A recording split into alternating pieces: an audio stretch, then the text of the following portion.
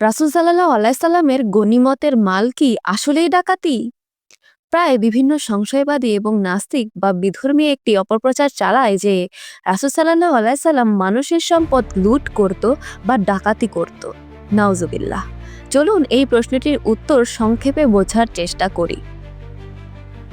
আল কোরআনে অনেক আয়াত রয়েছে যেখানে যুদ্ধ চলাকালীন দুটি দলের ভিতরে যে দল হারবে তার সমস্ত সম্পদ বা যা তারা নিয়ে গিয়েছিল যুদ্ধের জন্য তার সবকিছু বিজয়ী দল নিতে পারবে এবং পরবর্তীতে যে দল বিজয়ী দলের কাছে হারবে তাকে তার দাস বা দাসী হয়ে থাকতে হবে। এটা একটা ঐতিহাসিক ফান্ডামেন্টাল ছিল যা ১৩ বা ১৫ দশকের দিকে এই প্রথা আস্তে আস্তে বিলুপ্ত হয়। বিলুপ্ত হওয়ার আরেকটি কারণ হলো এখন তেমন আর যুদ্ধ দেখা যায় না। এই নিয়ম বা এই প্রথাটি খ্রিস্টপূর্ব ৩৫০০ বছর পূর্বে একটি রীতি ছিল এবং এটাই ছিল তৎকালীন সময়ের রাষ্ট্রীয় নীতি, যা সবার জন্যই সেই যুগে কার্যকরী নিয়ম হিসেবে পরিচিত ছিল। আসলে যুদ্ধের ১৪টি ধারার ভিতরে একটি ধারা হলো আপনি যখন কোনো যুদ্ধ করবেন তখন সে জায়গার আওতাভুক্ত যত সম্পদ এবং যত যানবাহন, পশু, সম্পদ, দাসদাসী থাকবে তার সবকিছুই আপনার দখলে থাকবে এবং আপনি তার মালিক হিসেবে গণ্য হবেন।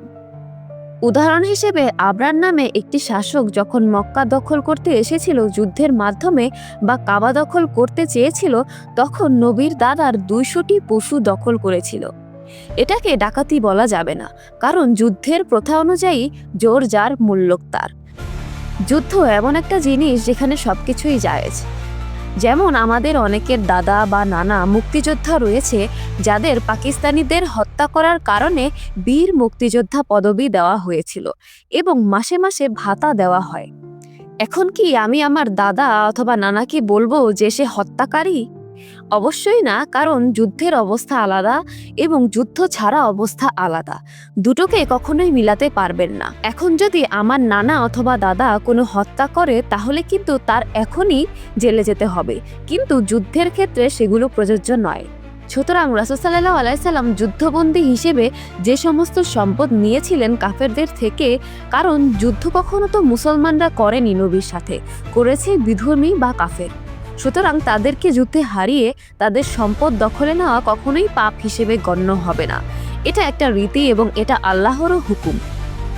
নবী প্রধানত যুদ্ধের যা সম্পদ দখলে নিতেন তা ৪টি ভাগে ভাগ করতেন, যার প্রায় অনেক সম্পত্তি গরিবদেরকে তিনি দান করতেন। এমনকি ইতিহাস থেকে এটাও পাওয়া যায় নবী মক্কার রাষ্ট্রপতি হওয়া সত্ত্বেও তিনি কখনো বিলাসবহুল ঘরে থাকেননি। তার ঘর প্রায়ই আমরা দেখেছি অনলাইনে বা বাস্তবে। তার জীবন ছিল খুবই সাদাসিধে। সুতরাং তিনি যদি অর্থের জন্য যুদ্ধ বা গনিমতের মালের জন্য এগুলো করতেন তাহলে অবশ্যই তার এমন সাদামাটা জীবন ইতিহাস থেকে পাওয়া সম্ভব হতো না। আর তার অর্থের দরকার হলে খাদিজা রাদিয়াল্লাহুর সম্পত্তি এবং রাসূল সাল্লাল্লাহু আলাইহি সাল্লাম সম্পদ মানুষের মাঝে বিলিয়ে দিতেন না, কারণ রাসূল সাল্লাল্লাহু আলাইহি সাল্লামের দাদা ছিলেন মক্কার প্রধান নেতা।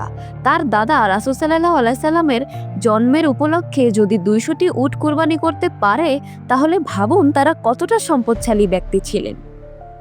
এটা আমাদেরই ব্যর্থতা যে আমরা রাসূল সাল্লাল্লাহু আলাইহি সাল্লামকে শুধু গুরুজন যেভাবে বলেছে সেভাবেই চিনেছি।